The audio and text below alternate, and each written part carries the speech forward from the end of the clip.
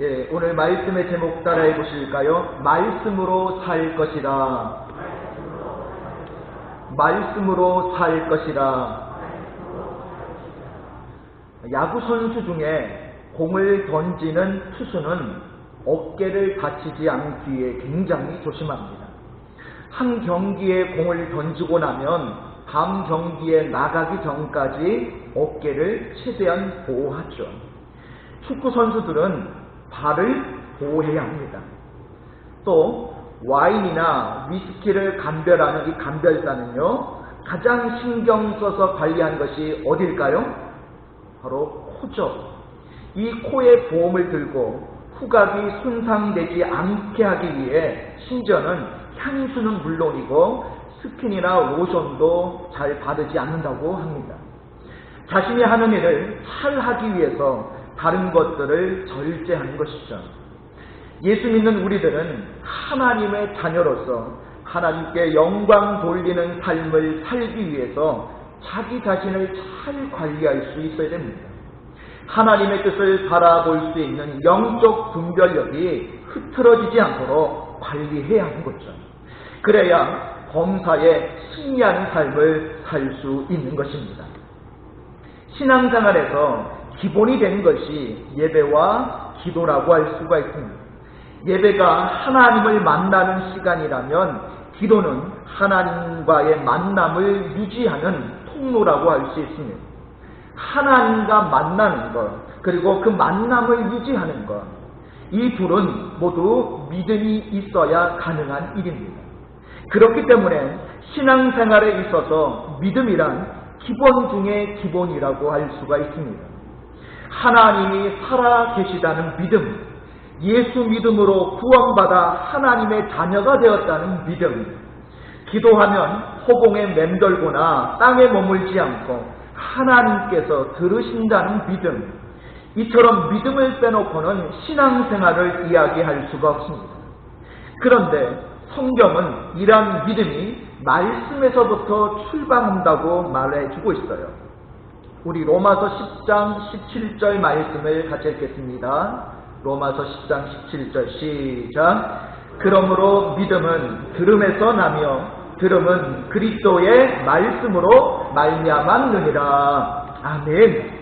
그러므로 우리가 말씀을 읽고 듣고 배우고 묵상하고 말씀 따라 사는 것은 신앙생활의 기초입니다. 영국의 찰스 스펄전 목사님은 바느질에 능숙한 주부처럼 자기 장부에 통달한 상인처럼 또한 자기 배에 익숙한 선원처럼 우리는 성경에 정통해야 한다라고 그렇게 말을 했습니다. 요한 웨슬리 목사님도 그의 편지에서 스스로를 성경의 사람이라고 그렇게 일컫고 있습니다. 신앙의 대가의 이야기를 나열하지 않더라도 이 말씀의 중요성을 모르는 사람은 아무도 없을 것입니다. 그러나 중요성을 알매도 불구하고 성도들 중에는 다른 것을 알기 위해서는 열심을 내면서도 정작 하나님의 말씀을 아는 데에는 열심을 내지 않는 분들이 많습니다. 내가 좋아하는 연예인의 출생부터 그의 삶, 그 가족의 족보까지 줄줄 외워도 아브라함의 아내가 누군지, 아들이 누구인지 모르는 분들이 있죠. 인터넷에 올라와 있는 건강, 정치, 경제, 스포츠, 연애 소식 등은 읽으면서 시간 가는 줄 모르면서도 성경은 읽으려고도 알려고도 배우려고도 하지 않습니다. 성경은 하나님의 뜻과 생각과 의도하심이 담겨 있는 것입니다. 그러므로 성경을 읽지 않고 성경 말씀을 전하는 설교를 듣지 않고 말씀을 배우지 않고서는 하나님의 뜻을 알고 따를 수 없습니다. 성경을 영어로 바이블이라고도 하고 캐논이라고도 하는데요. 이 캐논이라는 말은 길이를 재는 자로 사용되었던 갈대라는 단어에서 유래되어서 규범, 척도, 기준, 그런 뜻을 가지고 있는 것이 캐논이라는 이 낱말의 뜻입니다. 성경 말씀은 하나님의 자녀된 우리들이 어떻게 생각하고 어떻게 행동하고 살아갈지에 대한 기준이 되는 거죠. 오늘 본문 말씀에서도 하나님의 말씀이 얼마나 중요한지 알 수가 있습니다. 자, 오늘 본문에 보니까 예수님께서 40일을 밤낮으로 금식하며 기도하셨습니다. 그렇게 오래도록 기도하신 예수님이 시험을 받으셨죠. 그때 마귀가 첫 번째로 시험한 것은 육체적인 시험을 예수님께 합니다. 예수님도 우리와 똑같이 육체를 가지신 분이셨기 때문에 인간적인 그 본능이 있잖아요. 배고픔을 느끼는 것은 어쩔 수 없죠. 자, 우리 본문 마태복음 4장 3절을 같이 읽겠습니다. 시작. 시험하는 자가 예수께 나와서 이르되 내가 만일 하나님의 아들이거든 명하여 이 돌들로 떡덩이가 되게 하라. 자, 마귀가 뭐라고 시험합니까? 내가 만일 하나님의 아들이거든 명하여 이 돌들로 떡덩이가 되게 하라고 했습니다. 마귀는 하나님의 아들이면 당연히 창조의 능력이 있을 테니 이 돌로 떡을 만들어 보라고 했습니다. 하나님의 아들의 능력을 사용해서 본능의 욕구를 해결하라고 한 거예요. 여러분 40일을 금식해서 지금 너무나도 배고플 테니까 해보라는 것입니다. 보통 사람들은 입는 거, 먹는 거, 자는 것 때문에 적당히 죄와 타협하며 살아갈 때가 많죠. 마귀는 그런 현실적인 문제, 배고픈 문제를 가지고 예수님을 시험하고 있습니다. 그때 예수님은 뭐라고 말씀하셨습니까? 우리 마태복음 4장 4절을 같이 했습니다. 시작. 예수께서 대답하여 이르시되 기록되었으되 사람이 떡으로만 살 것이 아니요 하나님의 입으로부터 나오는 모든 말씀으로 살 것이라 하였느니라 하시니. 한번 따라해 보실까요? 말씀으로 살 것이라. 여러분 예수님은 사람은 본능대로 욕구대로 살지 않고 하나님의 말씀에 따라 살아야 한다라고 그렇게 선포하고 계십니다. 저는 여기 보니까 떡이라는 이 단어가 나오잖아요. 이 떡이라는 번역이 잘못되었다라고 생각합니다. 여러분 떡보다는 어떤 단어가 어울리겠습니까? 자, 여러분 떡을 언제 먹죠? 떡은 있으면 먹죠. 배고프다고 해서 떡을 찾지는 않습니다. 요즘 사람들이 언제 떡을 먹습니까? 명절 때 또는 기념일이나 행사 때나 또는 축하할 일이 있을 때, 자 그럴 때 떡을 먹는데, 그러다 보니까 예수 믿는 사람들이 성경을 떡 먹듯 하고 있다는 거예요. 성경을 밥 먹듯 읽고 밥 먹듯 듣고 밥 먹듯 배워야 되는데 떡 먹듯 하다 보니까 가끔씩 떡을 찾듯이 성경도 그렇게 대한다는 거죠.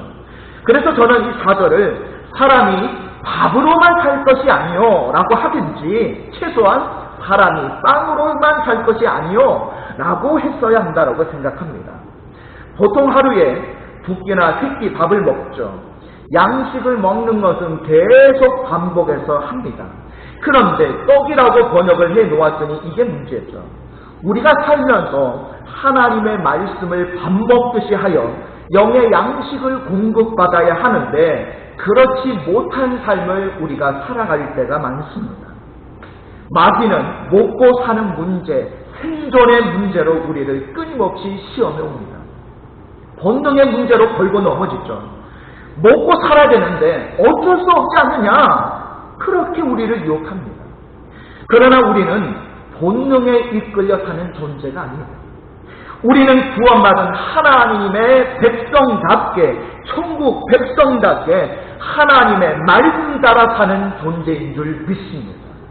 예수님은 말씀으로 마귀를 물리치셨어요. 우리도 범사에 말씀 따라 살고 말씀으로 승리해야 합니다. 하나님의 말씀을 밥 먹듯이 늘 가까이 하시고 읽고 전하는 말씀을 주의 깊게 듣고 가르치는 말씀을 배우고 배운 대로 행하는 삶이 되시기를 바랍니다. 자, 마귀의 두 번째 시험은 어떤 시험이죠? 예수님을 성전 꼭대기에 세우고 그 꼭대기에서 뛰어내리라 라는 것이었죠. 자, 이번에는 마귀가 심지어 구약 성경의 말씀을 인용하면서 예수님을 시험하고 있어요. 우리 시편 91편 11절 12절 우리 두 절 같이 읽습니다. 시작. 그가 너를 위하여 그의 천사들을 명령하사 내 모든 길에서 너를 지키게 하시니라. 그들이 그들의 손으로 너를 붙들어 발이 돌에 부딪히지 아니하게 하리로다. 자, 그리고 오늘 본문에 나오는 4장 6절도 같이 읽어보겠습니다. 시작. 이르되 내가 만일 하나님의 아들이어든 뛰어내리라. 기록되었으되 그가 너를 위하여 그의 사자들을 명하시리니 그들이 손으로 너를 받들어 발이 돌에 부딪히지 않게 하리로다 하였느니라. 자, 마귀는요, 예수님이 높은 데서 뛰어내렸을 때에 하나님이 다치지 않게 보호하시는 것을 통해서 하나님의 아들됨을 증명해 보자라고 시험하고 있죠. 자, 이 시험은 어떤 종류의 시험입니까? 이 시험에는 마귀의 이런 의도가 숨겨져 있습니다.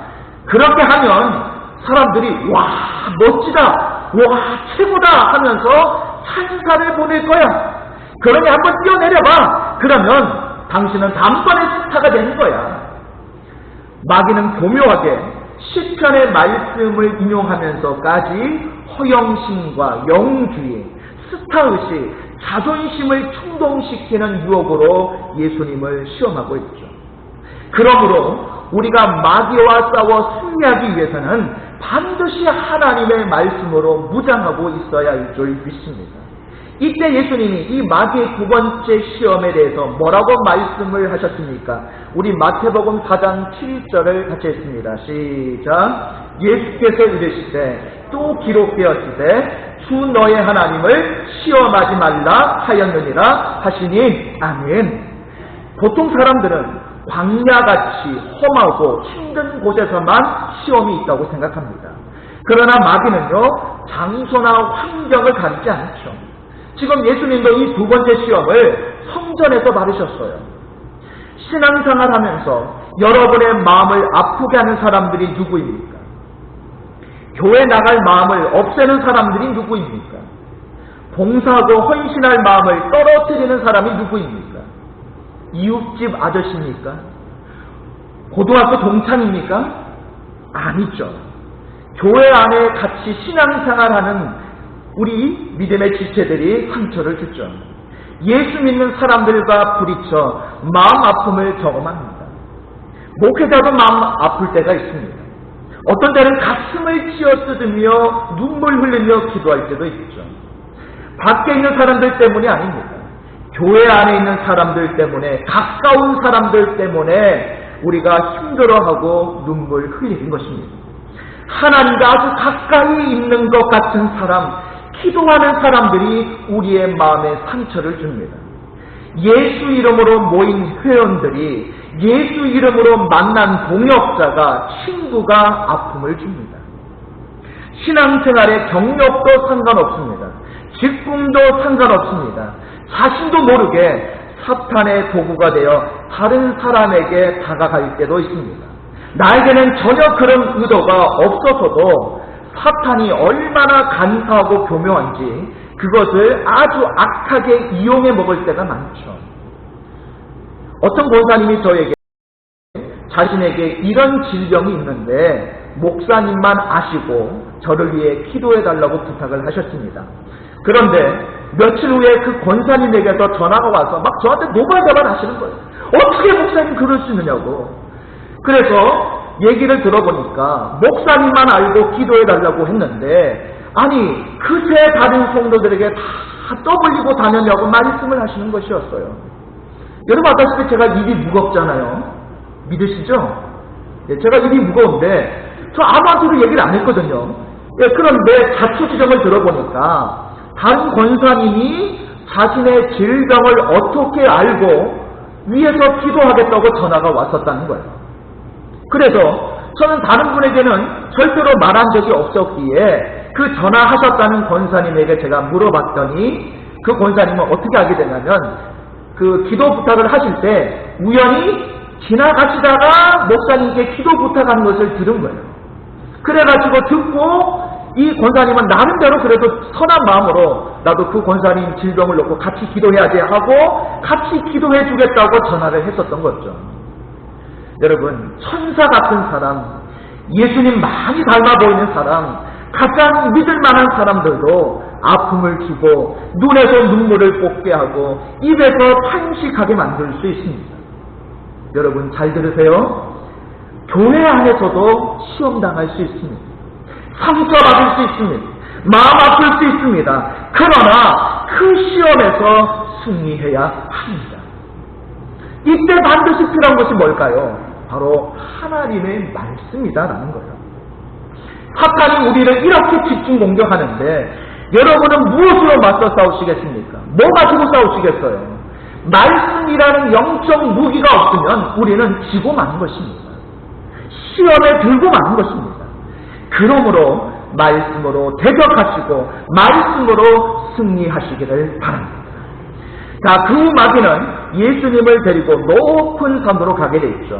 그리고 그곳에서 보이는 천하 만국과 영광을 보여주면서 뭐라고 얘기를 합니까? 나에게 엎드려 경배하면 이 모든 것을 너에게 주겠다라고 예수님을 세 번째로 시험합니다. 여러분, 예수 믿는 우리에게도 이런 유혹이 많죠. 예수 믿는 사람이지만, 직분자이지만, 목회자이지만 이거 한 번만 해봐. 한 번만 무릎 꿇어봐. 한 번만 타협해봐. 그러면 네가 원하는 거 다 얻을 수 있어. 네가 그토록 원하는 만족 얻을 수 있어. 들어보면 다 될 것처럼, 다 가질 수 있는 것처럼, 다 나에게 진정한 행복과 만족을 줄 것처럼 느껴질 때가 있습니다. 그때 우리가 흔들리다 보면요, 마귀의 유혹에 빠지게 되는 거예요. 하나님 죄송합니다. 잠깐만 저쪽 좀 봐주시겠어요? 하나님 요 며칠만 좀 못 본 척 해주시겠어요? 하면서 우리는 곁길로 가기 시작하죠. 그러다가 가지 말아야 할 곳으로 아주 가버리는 사람들이 있습니다. 예수님은 이 시험도 말씀으로 이기셨죠. 우리 마태복음 4장 10절을 같이 읽겠습니다. 시작. 이에 예수께서 말씀하시되 사탄아 물러가라. 기록되었으되 주 너의 하나님께 경배하고 다만 그를 섬기라 하였느니라. 아멘. 경배와 예배의 대상은 하나님뿐이라는 선언을 하시죠. 예수님이 마귀가 시험할 때에 말씀으로 이기셨던 것처럼 여러분도 시험이 다가올 때 사탄아 물러가라라고 말씀으로 선포하시기 바랍니다. 예수님은 말씀 위에 어떠한 말도 마귀에게 하지 않으셨습니다. 마귀를 대항한 것도, 마귀의 시험을 물리치신 것도 말씀 가지고 하셨죠. 그래서 오늘 본문을 읽어보면 공통되게 나오는 게 있습니다.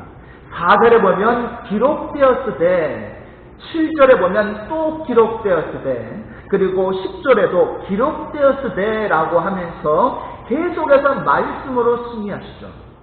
마귀 앞에서 가장 강력한 무기는 하나님의 말씀입니다. 그러므로 우리도 범사에 하나님의 말씀으로 무장해야 합니다. 그래서 마귀의 어떤 시험에도 승리해야 할 줄 믿습니다. 에베소서 6장에 보면 성도들의 영적 무장에 대해서 나와 있는데요. 진리의 허리띠, 의의 호신경, 평안의 복음의 신, 믿음의 방패, 구원의 투구, 성령의 검, 곧 하나님의 말씀으로 무장하라고 말씀하고 있죠. 진리의 허리띠와 의의 호신경과 평안의 복음의 신과 믿음의 방패, 구원의 투구, 이 5가지는요 모두 무엇을 위한 거예요? 방어를 위한 것입니다. 그러나 성령의 검, 곧 하나님의 말씀은 유일하게 이건 무슨 무기예요? 공격 무기다라는 거예요. 성경에는 우리가 예수 믿고 이 세상에서 살 때 시험이 없다고 하지 않으셨습니다.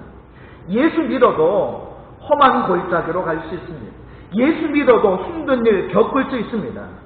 그러나 베드로전서 4장 12절 13절에 보면 사랑하는 자들아 너희를 연단하려고 오는 불시험을 이상한 일 당한 것 같이 이상히 여기지 말고 오히려 너희가 그리스도의 고난에 참여하는 것으로 즐거워하라. 이는 그의 영광을 나타내실 때에 너희로 즐거워하고 기뻐하게 하려 함이라 라고 말씀하셨습니다. 누구에게나 시험은 옵니다. 문제는 그 시험에 승리하느냐 지느냐 이게 중요한 거죠. 여러분 시험에 승리하시기 바랍니다. 시험에 승리하려면 어떻게 해야 할까요? 평소에 성경 말씀을 읽고 듣고 배우고 묵상하여 간직한 말씀이 있을 겁니다. 은혜 받아서 가슴 뜨거움으로 여러분 속에 남겨져 있는 말씀이 있을 겁니다. 믿음으로 아멘 하면서 받아들인 말씀이 있을 거예요. 그 말씀이 우리를 시험하러 오는 마귀를 대항하는 영적인 무기가 되는 거예요. 그런데 우리 중에는 성경을 읽기는 읽는데 여러분 읽고 나면 어떻게 되시죠? 어때요? 읽고 나면 어때요? 기억나셔요? 기억이 안 나는 게 정상입니다. 나는 왜 기억이 안 나지? 이 비정상인가? 아니에요. 기억이 안 나는 게 정상입니다. 또 설교는 듣기는 듣는데 설교 들을 때는 분명히 내가 깨닫고 알았는데 교회 문 나가는 순간 여러분 어떻게 돼요? 설교 들은 게 싹 잊어버리시죠? 여러분 걱정하지 마십시오. 잊어버리게 하신 분이 누군지 아십니까? 하나님이십니다. 여러분 잊어버리세요. 잊어버리셔도 괜찮습니다. 그러나 생각나게 하실 것을 믿으시기 바랍니다. 요한복음 14장 26절에 이렇게 말씀하셔요. 성령께서 모든 것을 가르치시고 모든 것을 뭐하게 하신다? 생각나게 하신다라고 말씀하셨어요. 잊어버리는 것 같지만 때를 따라 필요할 때에 그 말씀을 그때 하나님께서 생각나게 하신다는 거예요. 내가 벽길로 가려 할 때, 내가 마귀의 유혹과 시험 앞에 넘어가려 할 때에 그때 하나님의 백성이라고 한다면 분명히 성령께서 생각나게 하시는 말씀이 있다는 거예요. 히브리서 4장 12절에 보면 하나님의 말씀은 좌우의 날선 어떤 검보다도 예리하다고 말씀했죠. 예수님이 광야에서 시험 받으실 때 인용하신 말씀들은 사탄을 향해 내리치는 검과 같은 것이었습니다. 하나님은 예수 믿는 우리에게도 하나님의 말씀을 사용할 수 있는 은혜와 권능을 주신 줄 믿습니다. 하나님 말씀이 내 안에 있으면 날마다 순간순간 승리할 수 있음을 믿으시기 바랍니다. 반대로 우리가 말씀을 사모하는 마음이 없어지고 말씀과 멀어지게 되면 마귀의 시험을 받을 때 힘없이 넘어질 수밖에 없는 것입니다. 하나님께서는 하나님의 말씀을 즐거워하며 주야로 묵상하는 자에게 무엇을 약속하셨습니까? 우리 시편 1편 2절과 3절을 같이 했습니다. 시작. 오직 여호와의 율법을 즐거워하여 그의 율법을 주야로 묵상하는도다. 그는 시냇가에 심은 나무가 철을 따라 열매를 맺으며 그 잎사귀가 마르지 아니함 같으니 그가 하는 모든 일이 다 형통하리로다. 아멘. 우리 계속해서 여호수아 1장 8절도 같이 했습니다. 시작. 이 율법책을 내 입에서 떠나지 말게 하며 주야로 그것을 묵상하여 그 안에 기록된 대로 다 지켜 행하라. 그리하면 내 길이 평탄하게 될 것이며 내가 형통하리라. 아멘. 여러분 보십시오. 성경에 뭐라고 말씀하세요? 말씀을 가까이 하고 행하는 자를 형통케 하신다는 약속의 말씀들이 계속 나오고 있죠. 그러므로 우리가 잘되기 위해서라도 말씀을 가까이 해야 합니다. 우리 자녀들이 잘되게 하기 위해서 우리 자녀들이 성경을 읽도록 말씀을 가까이 하도록 우리는 계속 보내야 하는 것이죠. 말씀이 우리에게 중요한 이유는 이 말씀 안에 생명이 있기 때문입니다. 디모데후서 3장 15절에 성경은 능히 너로 하여금 그리스도 예수 안에 있는 믿음으로 말미암아 구원에 이르는 지혜가 있게 하느니라 라고 말씀하셨습니다. 그리고 성경은 하나님의 사람으로 살아가는 능력을 갖추게 할 뿐만 아니라 우리를 온전케 하시는 영혼의 교과서라고 할 수가 있죠. 디모데후서 3장 16절 17절에 보니까요. 모든 성경은 하나님의 감동으로 된 것으로 교훈과 책망과 바르게 함과 의로 교육하기에 유익하니 이는 하나님의 사람으로 온전하게 하며 모든 선한 일을 행할 능력을 갖추게 하려 합니다 라고 말씀하고 있습니다. 그러므로 우리는 말씀을 가까이 하며 사시기를 바랍니다. 시편 1편 1절과 2절에도 복 있는 사람에 대해서 이렇게 말씀하죠. 복 있는 사람은 악인들의 꾀를 따르지 아니하며 죄인들의 길에 서지 아니하며 오만한 자리에 앉지 않는다. 그러면서 오직 여호와의 율법을 즐거워하며 그 율법을 귀하로 묵상한다라고 말씀하고 계십니다. 복 있는 사람은 악과 죄와 오만과 상관이 없습니다. 왜냐하면 말씀을 즐거워하고 말씀을 귀하로 묵상하기 때문에 악이, 죄가, 오만이 들어와서 자리 잡을 틈이 없는 거예요.